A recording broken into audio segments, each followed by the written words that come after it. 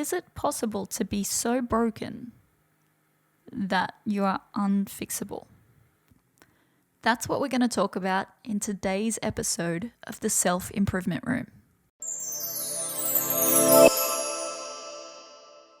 Hello and welcome to episode number 61 of the Self-Improvement Room podcast. I'm your host, Christy Davis, and thank you for joining me in, as I said, episode number 61. Can you believe that? 61 episodes. 61. And today is another chance to add some more tools to your tool bag to help you live a better life, to help you live a more fulfilled, more engaged, more connected, more wonderful life. And today's episode is actually, well, I'm not going to say it's sad, but the reason that I'm bringing this to the attention of the podcast today is because it's actually a post that I saw in one of the Facebook groups. And I don't scroll too often because otherwise I would always scroll. Once I start, I don't stop. I'm aware of that. So I was scrolling through and I saw a post where a woman asked if she was unfixable. Is it possible to be so broken that you cannot be fixed? And my heart was breaking reading that post because I thought to myself, I wonder how many people feel this way. I wonder how many people feel even a little bit like this.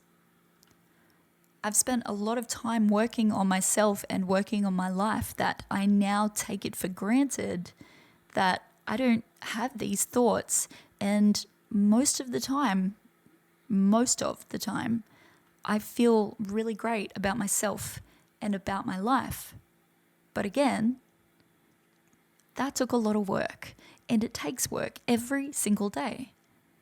But I can tell you with absolute certainty, and we'll go through the reasons for this, but I can tell you with absolute certainty that you are not unfixable. You are not too broken to be fixed. You do not have to carry the burden of believing that you cannot be fixed.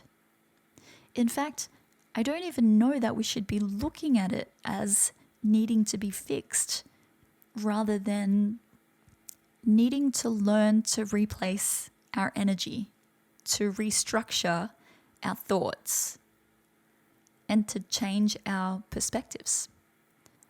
All right, so maybe you have been working on yourself or working on trying to change your life for years. This particular lady has had or has sought every type of therapy and has done everything externally that she possibly can to fix herself. She has looked everywhere outside of herself for an answer. She has tried everything to get to a point where she doesn't feel broken.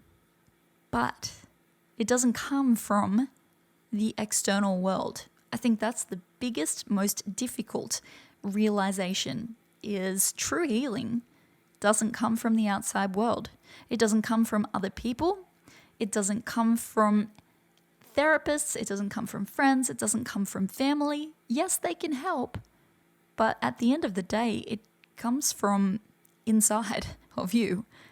Healing is doing the inner work, and you've probably heard me say that before.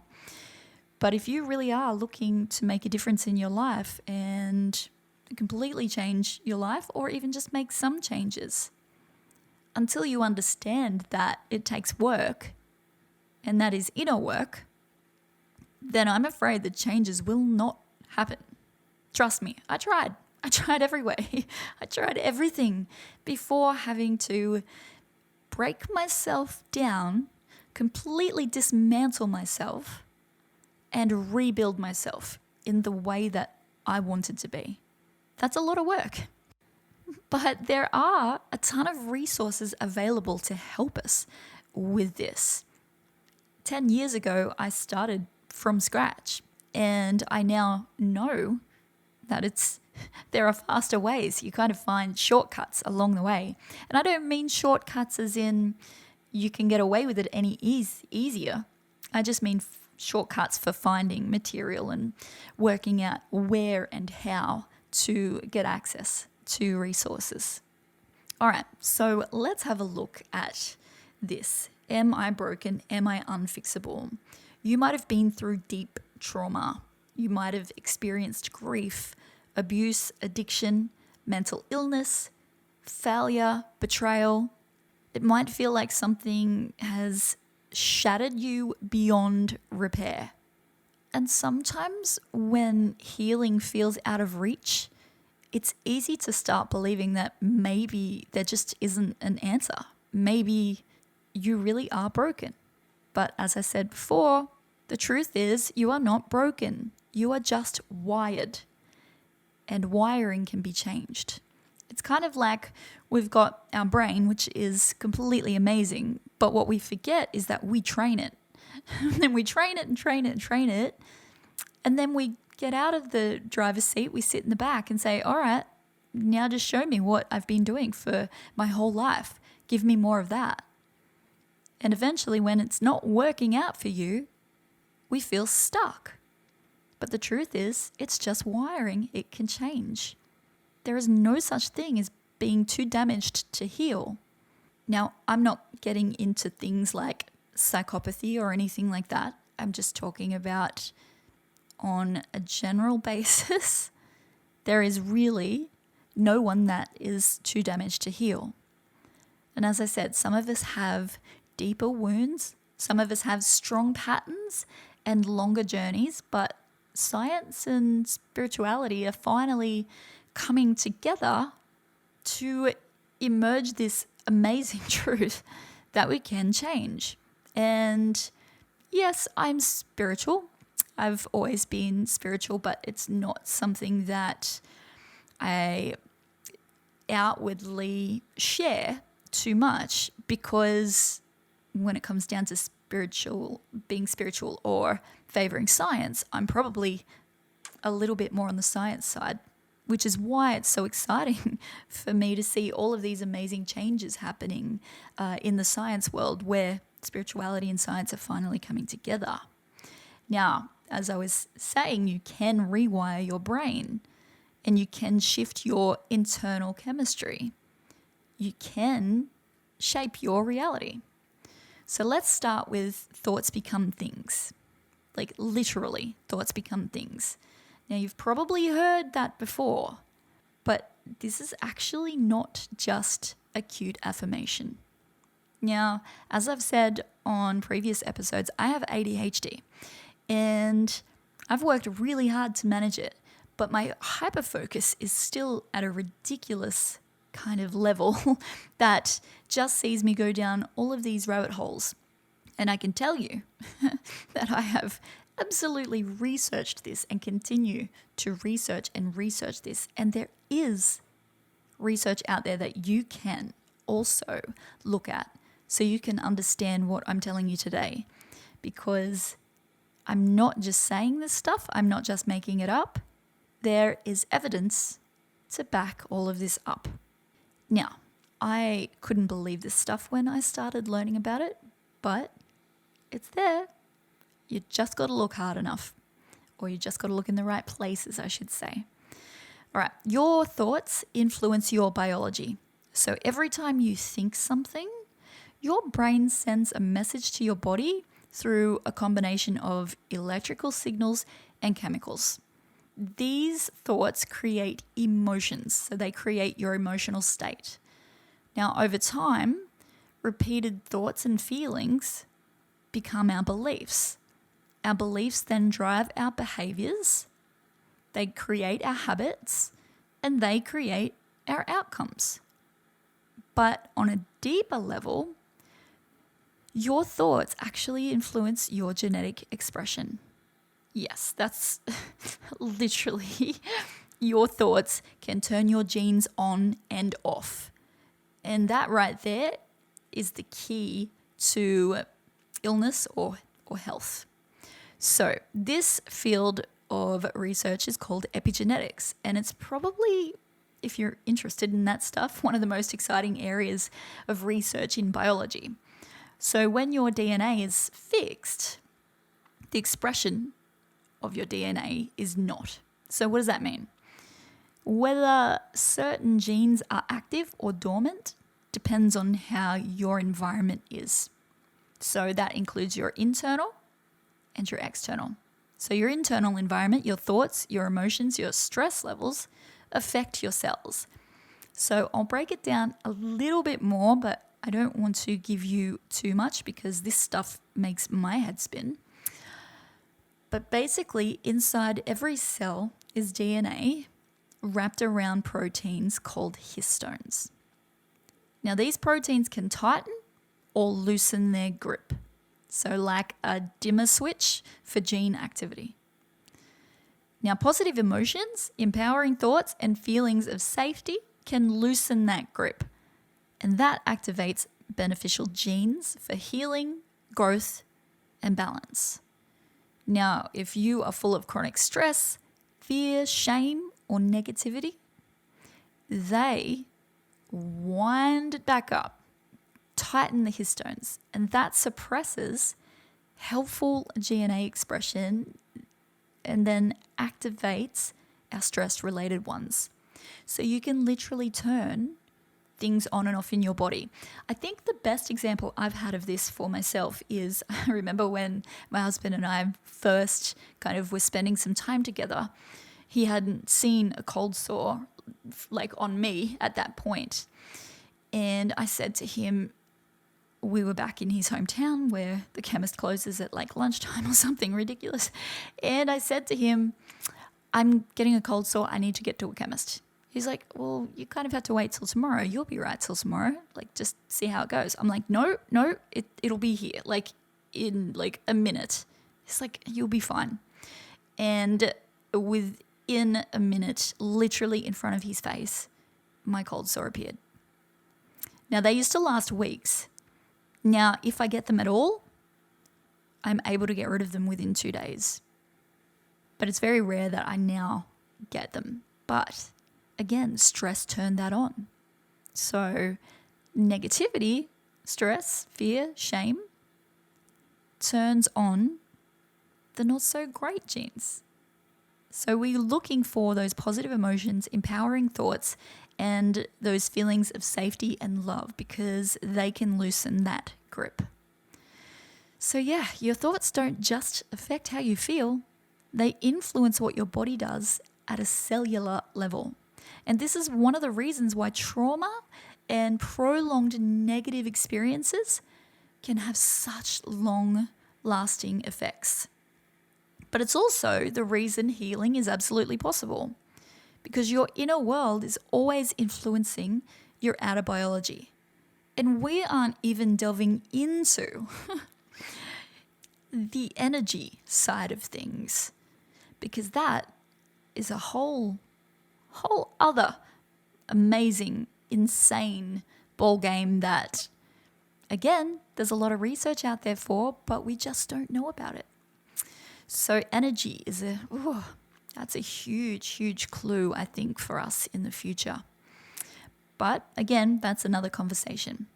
So I want to talk a little bit more about building new roads in your brain, because you can mold your brain. They used to think that it was fixed and you couldn't change it. You know that old saying, you can't teach an old dog new tricks? Well, turns out that's not true. Your brain is kind of like soft plastic. It's malleable. It's neuroplastic. It changes every day. With every thought, emotion, and action, you're creating new neural pathways, which is a series of connections between the brain cells. Now, the more often you travel that path, the stronger it becomes. That's why we get stuck in patterns like self-doubt, procrastination, defensiveness, addiction, or overthinking. It's not that we want to be that way. It's just that the path is so well worn that it's automatic. But the best part is you can build a new path and your brain will follow it if you keep walking. So you can't undo the path that you already have, but you can create a new one and make it stronger with repetition. So that way, when you're forced with a decision, like should I eat some chocolate or should I not, if you've not eaten chocolate enough times, more than the I'm going to take the chocolate, then automatically, eventually, you won't want the chocolate. New paths are made stronger with that repetition. And as they are used, they become coded in something called myelin, which is like a fatty substance that acts like insulation around a wire. So the more myelin you have, the faster and more automatic the signal becomes. And that's actually the key, or the clue, to super or uber talented people. I read a book, can't remember what it was called. I think it's something like The Talent Code, perhaps. And it talks about this myelination, and the more you do something and the more intensely you do it, the more you coat that wire in myelin. So these new paths are made stronger with repetition. And the more they're used, the more they're coated in that myelin, the more it helps you become better at what you're trying to do. So myelin is what helps a new piano player eventually play without looking at their hands. It helps a former smoker no longer feel the urge. It helps somebody that wants to shift from I'm not good enough to I've got this as their core belief. But here's the trick. The old path still exists. As I said, it doesn't disappear. So for a while, especially when you're tired and stressed, your brain might flip back to the old trail. But you have to remember that's not failure. That's biology. To truly change, the new path has to become more dominant, more traveled, more familiar. That's why consistency matters more than intensity. So I made my bed every day and just kept going, as painful as it was. This was many, many years ago. Eventually, that path became so ingrained, so deep, that I can no longer not make my bed. It actually hurts now not to make it. So that's a really good example of creating that new path and sticking to it. Now, moving on to something even more incredible, and this is something that I'm only really learning about now, but it's the heart-brain link. And I think it's a hidden superpower. There's something else happening beneath the surface of your healing, and that is your heart. They say that the heart has its own kind of brain. So it's not just a pump, it's a powerful electromagnetic organ that communicates constantly with the brain. But they're actually showing that the heart sends more signals to the brain than the brain does to the heart. So when you're stressed, fearful, or emotionally overwhelmed, your heart rhythm becomes erratic. That creates incoherence between your heart and brain. So you kind of feel foggy, anxious, and reactive. But when you create calm, loving, or grateful states, your heart rhythm starts to smooth out. This kind of coherence sends healing signals to your brain and your nervous system, creating clarity, resilience, and balance. And you might have felt it, those moments of peace when you are maybe in nature or with someone you love, or you're feeling really grateful for something. That's coherence, and it's actually measurable, and it's also trainable. You don't have to meditate for hours to access it. It's literally just a few minutes of heart-focused breathing while feeling a positive emotion. That can shift your state. And that's why so many healing modalities like breath work, meditation, gratitude practices, prayer, they all have powerful effects, not to mention things like Reiki and energy healing modalities. They're not just calming, they create alignment between your mind and your body.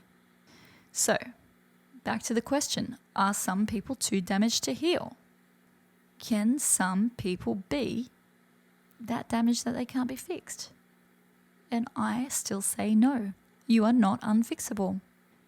But you might be disconnected from your body's wisdom, from hope, from love, from truth, or from safety. Some of us have had our paths carved out in extreme conditions. And I come from one of those places. And that might be abuse, neglect, war, systemic trauma, mental illness. That means that the old pathways are really deep. The myelin is really thick, and the body might default to survival mode. But even then, you can build a new path. You can build a new trail. Healing isn't about fixing you. It's about remembering who you are underneath those survival patterns. So back at your baseline. It's not about becoming someone you've never been. It's about becoming someone you were always meant to be. That's been the biggest eye-opener for me. You know, the fact that I'm becoming who I was always meant to be. Not about someone I've never been. So let's look at 4 practical ways to begin that shift. And if this feels like a lot, don't worry. You don't need to change your entire life overnight. It's taken me a decade. You just need to start walking a new path, just a few steps at a time. So here we go with 4 powerful but practical ways to start. Number 1, mental rehearsal.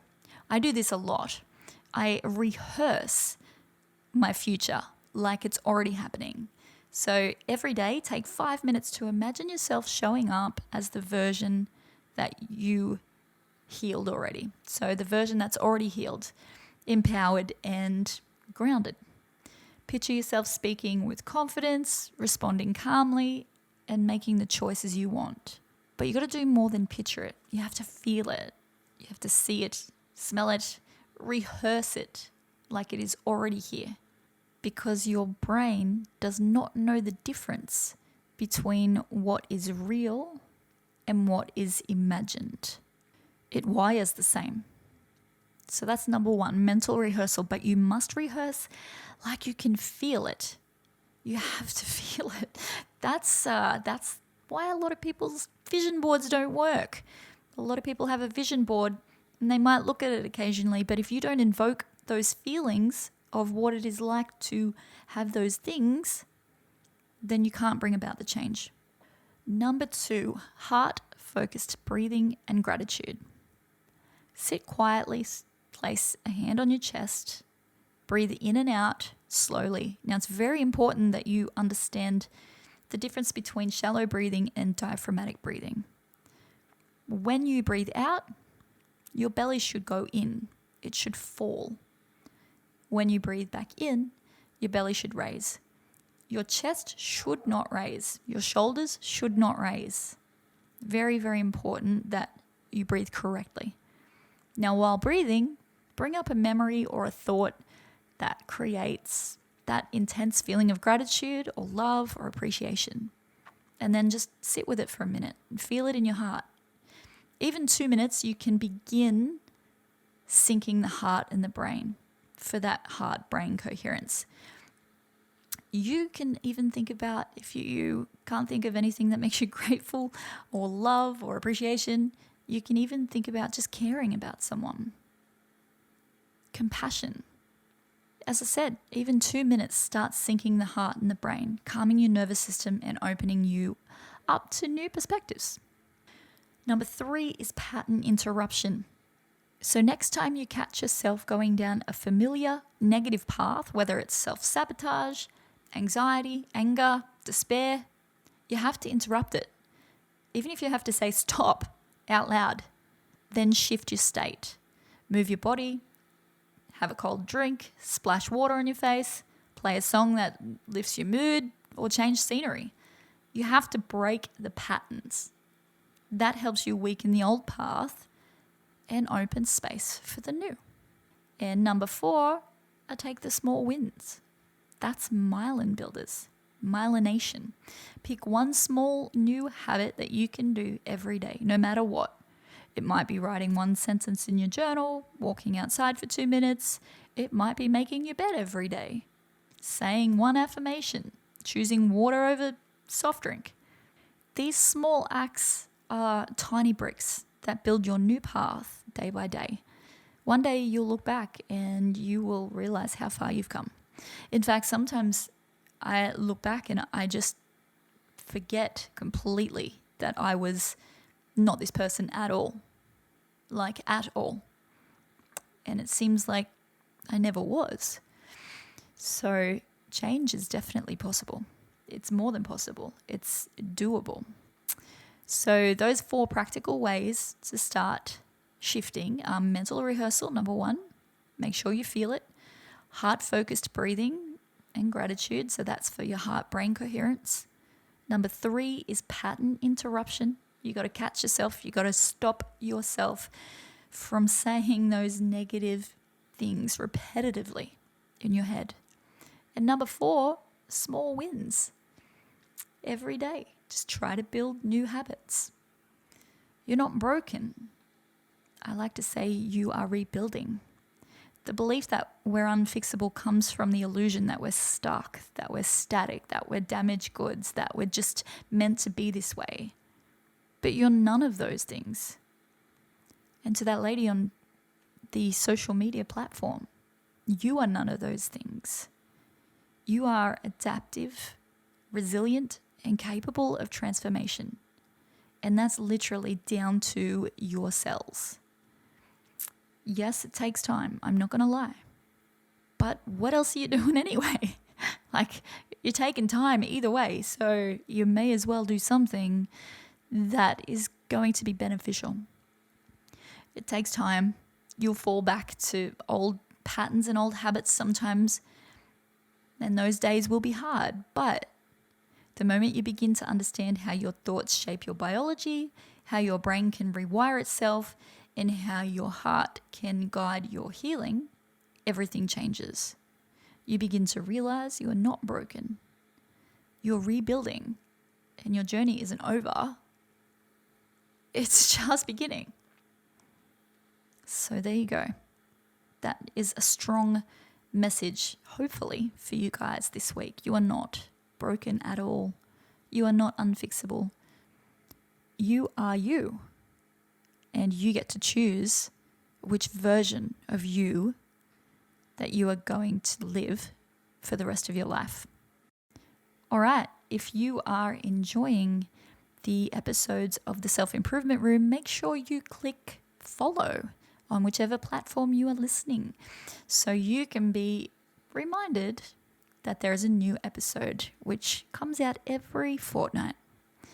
Thank you very much for spending some time with me, especially if you made it all of the way to the end. You now know that you are not broken. You are just a little disconnected, and you'll become connected again, I have no doubt. Until next time, you're listening to the Self-Improvement Room. I'm your host, Christy Davis, and until next time, stay safe and stay well.